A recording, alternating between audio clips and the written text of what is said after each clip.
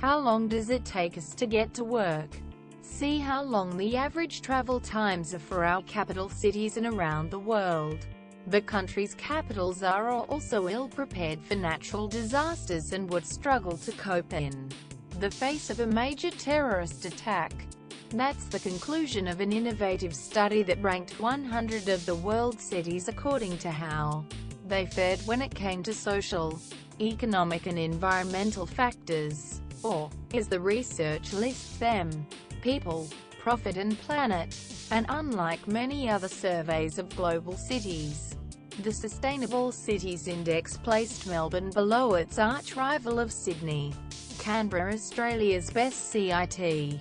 The world's most sustainable city was Zurich, which scored highest on environmental metrics for being a profit centre. But it fell because of the lack of work-life balance and high prices in the Swiss city. Singapore, Stockholm, Vienna and London were also in the top 5.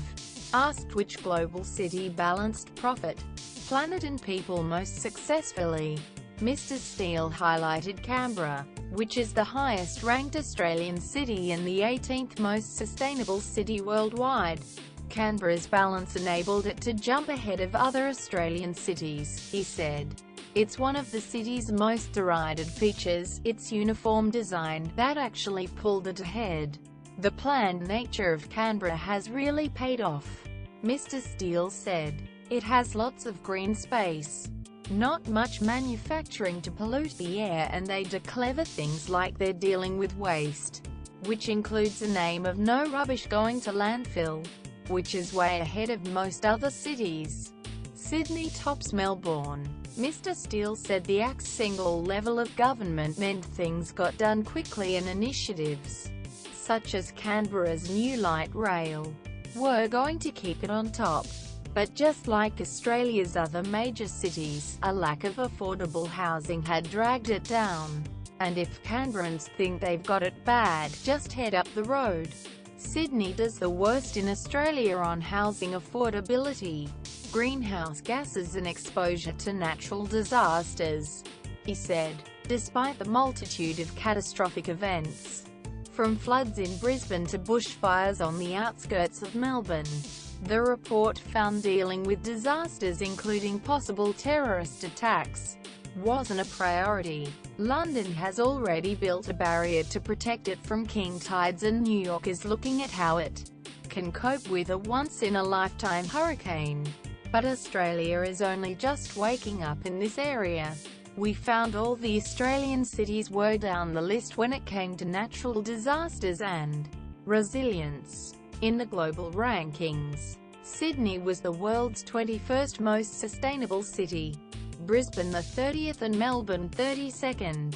The harbour city's collection of world-class universities and its generally healthier population pulled it in front of Melbourne and Brisbane. The Victorian capital also scored worse on the environmental front than Sydney, HAPPINES. Yet last month, The Economist Intelligence Unit found Melbourne the world's most livable city, with Sydney kicked out of the global leaderboard due to the heightened perceived threat of terrorism. Our criteria are quite different to livable cities which are based on art and culture, said Mr. Steele. Our quality of life metric is a lot broader.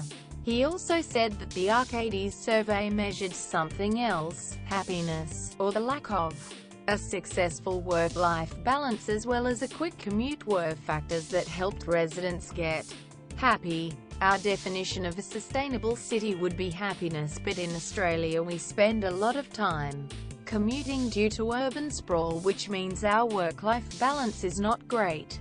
Long-suffering commuters driving from satellite cities, like Ballarat or the Sunshine Coast, into the major CBDs were significantly unhappier than those who have jobs within the same area. Sydney's massive investment in transport infrastructure, including the controversial West Connex motorways, new light rail and Sydney Metro rail projects, could help it become one of Australia's happiest. But, said Mr. Steele, the infrastructure is about 2 decades too late. had the government signed off 15 to 20 years ago on the second Sydney airport and it was now built, that would have generated lots of jobs for people living in Western Sydney who would have had a closer commute and not had to sit on freeways going into the CBD to find their work.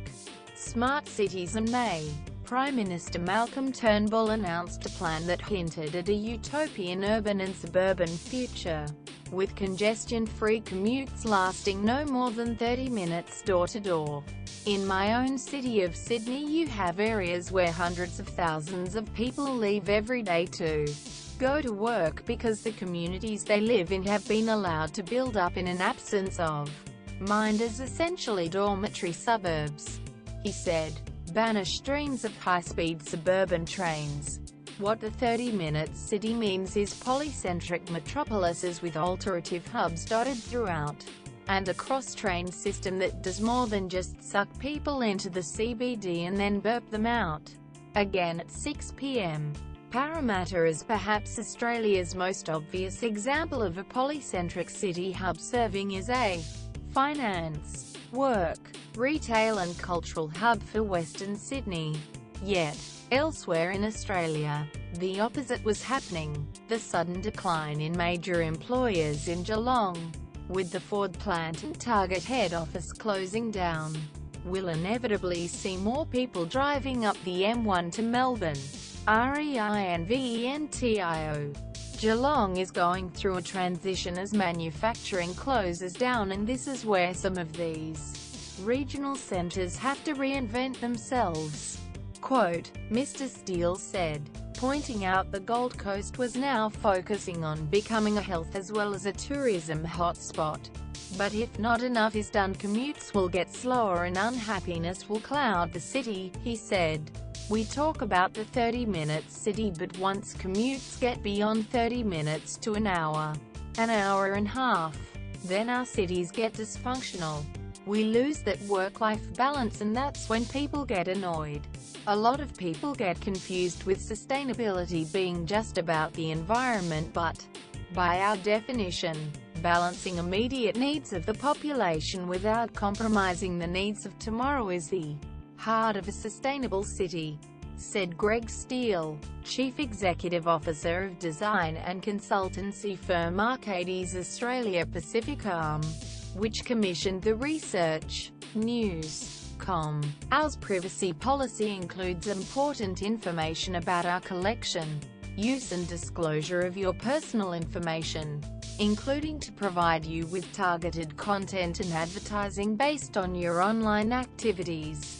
It explains that if you do not provide us with information we have requested from you, we may not be able to provide you with the goods and services you require.